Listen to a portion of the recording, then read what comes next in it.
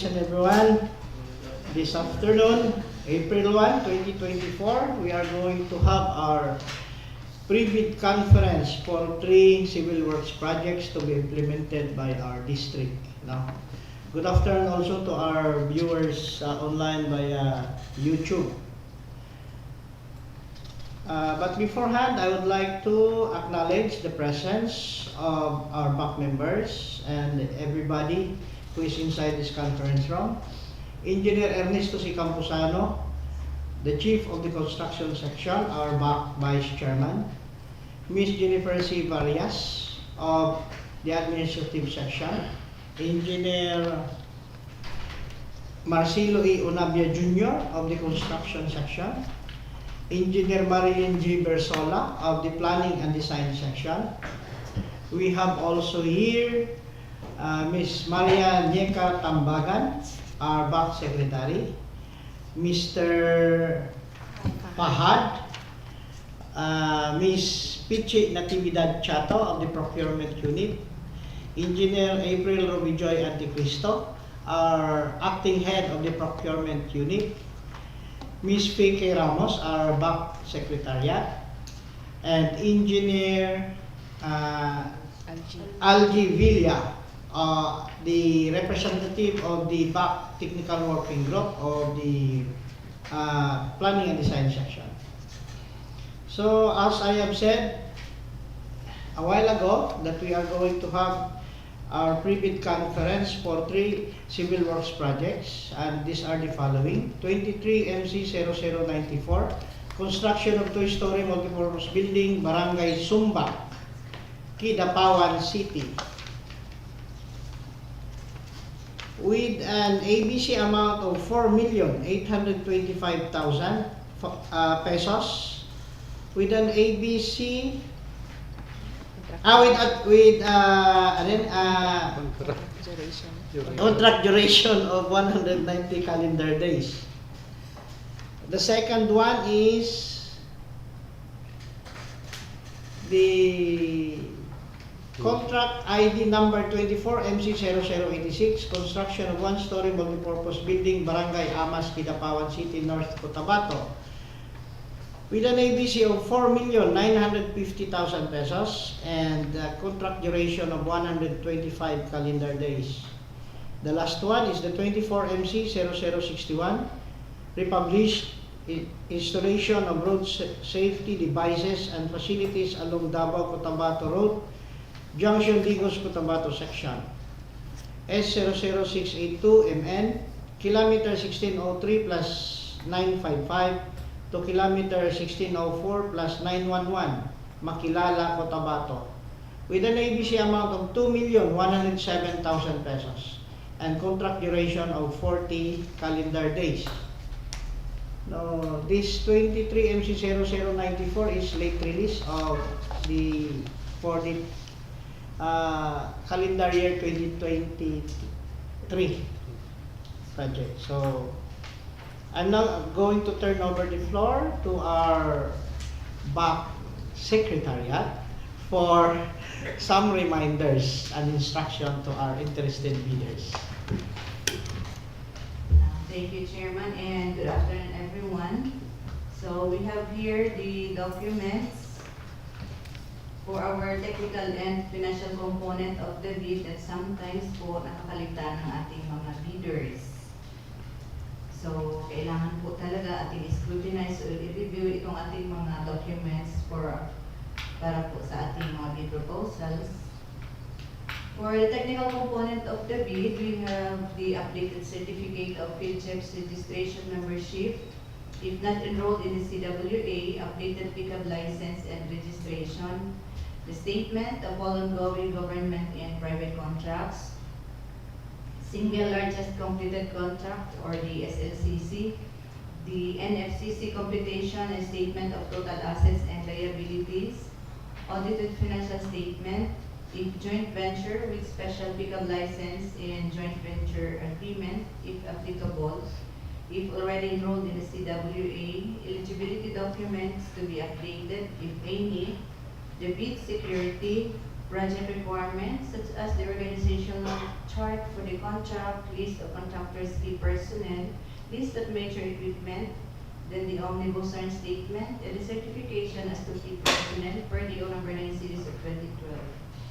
Ito naman po ay nasa checklist naman din po ito. So we also have the financial component of the bid form, bid prices, and the bill of quantities, the detailed estimates and cash flow by quarter. We also have the following reminders na minsan nakakaligtaan din po and very important din po. One, we have the certificate of field trips registration shall be updated with the current and updated Class A eligibility documents covered by Section 8.5.2 of the 2016 revised IRR of RA 9184. Example, the registration certificate, the mayor's business permit, the tax clearance, the pickup license and registration, and the audited financial statements. If these documents are not updated, otherwise shall result in the automatic suspension of the validity of a certificate of platinum registration and membership as per GPPB Resolution number 15/2021. The bidder can edit, update, and generate the updated certificate immediately. For the assigned key personnel of the contractor, that it is indicated under the bid data sheet of the bidding documents that he or she must be different person assigned in the contract to be bid and not the same person holding this position. The PRC ID and tax ID of the bid personnel must be updated and clear copy. GPPB Resolution number 16/2020 approving the circular on the guidelines, the preparation of the simplified bidding documents for goods and infrastructure projects, and submission of the required forms for the procurement of goods, infrastructure projects, and consulting services with related amendments to the 2016 revised IRR of RA 9184. The required forms are already included in the bidding documents, such as the omnibus earn statement as 10 statements. DEO 36 series of 2015 dated March 11, 2015. Disclosure of ongoing contracts by prospective bidders for DPWH infrastructure contracts. The bidder shall use the form DPWH-J.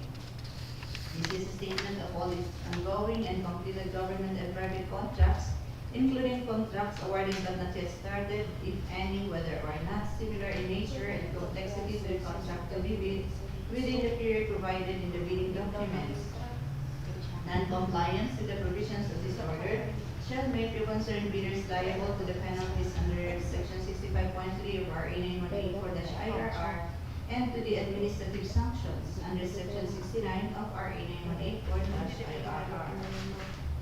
DO number 28 series of 2024 dated February 26, 2024, that restrike policy in the procurement of contracts for infrastructure, goods, and consulting services contracts in order to establish a fair and transparent system for managing offenses committed by bidders in the procurement of infrastructure, goods, and consulting services projects through public bidding. The DPWH hereby introduces an updated three-strike policy.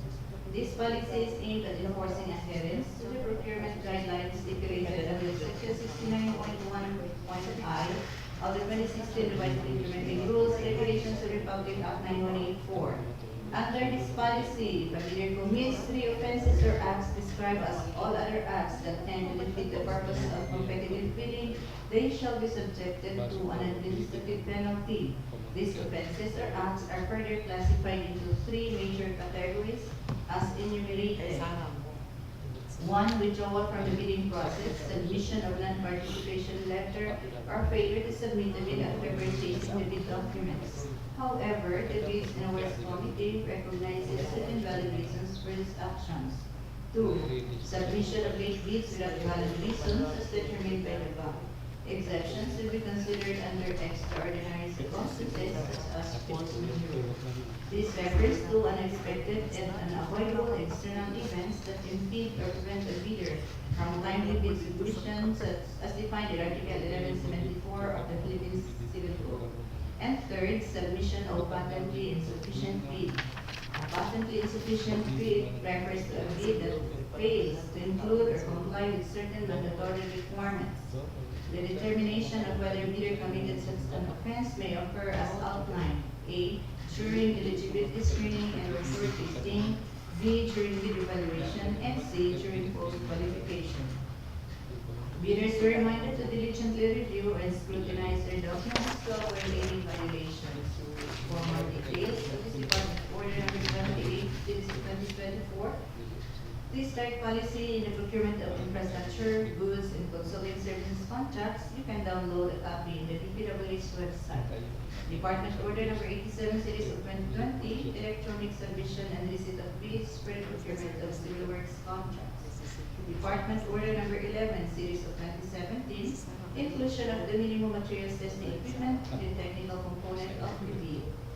Department Order number 9, Series of 2012, technical requirements for civil works projects for public bidding.